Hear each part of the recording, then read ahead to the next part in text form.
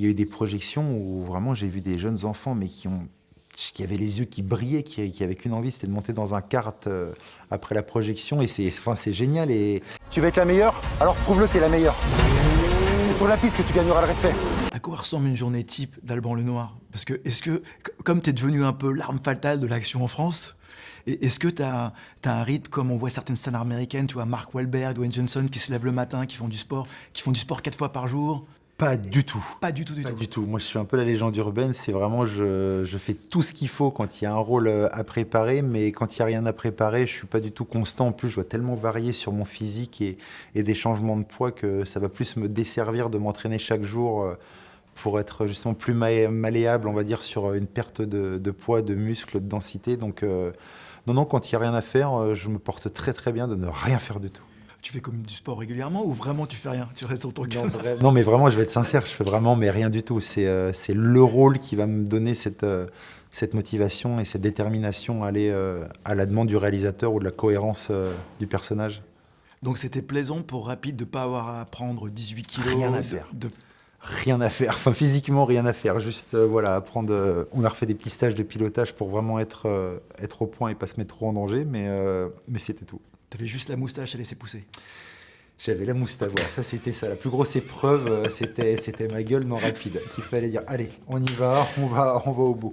Ouais, parce que si j'ai compris, Morgane, il voulait pas te mettre une moustache dans AK aussi, il n'y avait pas une histoire. Si, mais tous les deux, on avait toujours un peu cette envie de, voilà, ben, ça se voit, moi j'adore changer de gueule à chaque personnage et Morgane est toujours très friand de tout ça.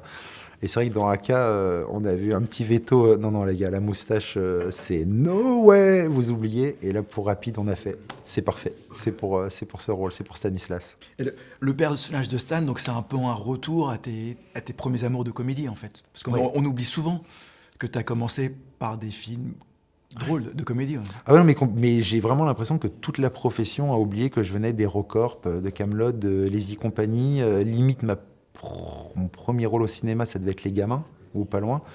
Mais donc oui, il a revenir à ce premier amour de la comédie et sortir un peu de ce rôle d'actionneur, voire de cette zone de confort et revenir à mes premiers amours, qui étaient terrorisants d'ailleurs.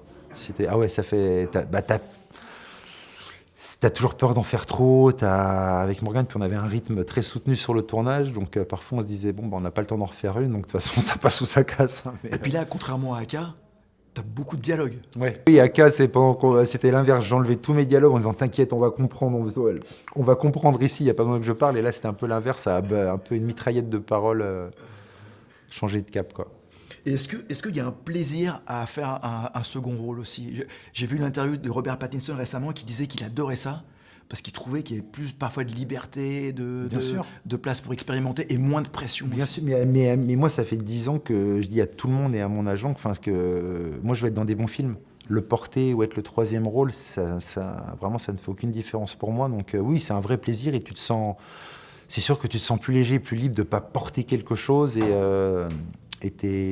ouais, tu vas plus dans des propositions un peu plus... On te retrouve encore une fois dans un film de voiture, même s'il est différent. C'est un peu une constante ces dernières années. Oui, après je trouve que là c'est tellement différent que si ça peut donner la confiance entre guillemets au public, que ce soit qualitatif en tout cas de ce point de vue-là, ce qui est le cas, je prends, mais bon, c'était pas spécialement voulu. Ouais. Mais t'es vraiment fanat de vitesse, t'es fanat de voiture quand même, t'as cette passion ou... Ouais, j'ai toujours aimé la vitesse. Après, j'avais pas trop les capacités de pilote et depuis balle perdue, là, je commence à me donner les moyens Puis ne voulant pas être doublé, enfin en tout cas un maximum pas doublé, il faut mieux avoir quelques compétences pour négocier avec le régleur cascade. Du coup, de tous tes films, tu gardes des compétences? Oui. Oui, puis j'essaye en plus de les garder, de les retravailler pour pas les perdre, parce que ça se perd assez vite quand même. Qu'est-ce que tu aimerais que les gens retirent de Rapide? On s'est vraiment rendu compte que c'était un film familial, quoi, vraiment de 10 ans, 77 ans, c'est welcome. Il y a eu des projections où vraiment j'ai vu des jeunes enfants, mais qui avaient les yeux qui brillaient, qui avaient qu'une envie, c'était de monter dans un kart après la projection. Et c'est génial. Et d'autres personnes plus âgées qui ont passé un super moment, qui se sont reconnues dans le rôle de la maman, du mentor,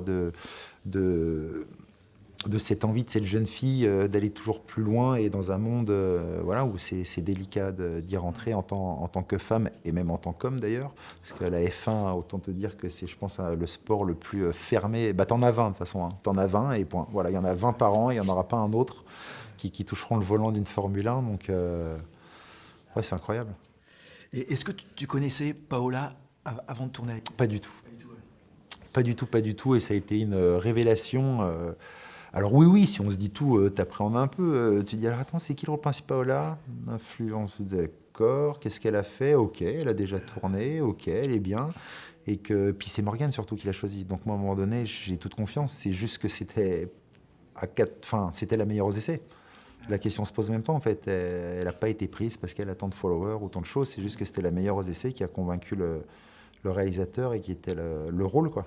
Dernière question vite fait, 2025, ça va être un peu l'année de la F1 au cinéma, parce qu'il va y avoir F1 avec Brad Pitt. Est-ce que t'as regardé la bande-annonce?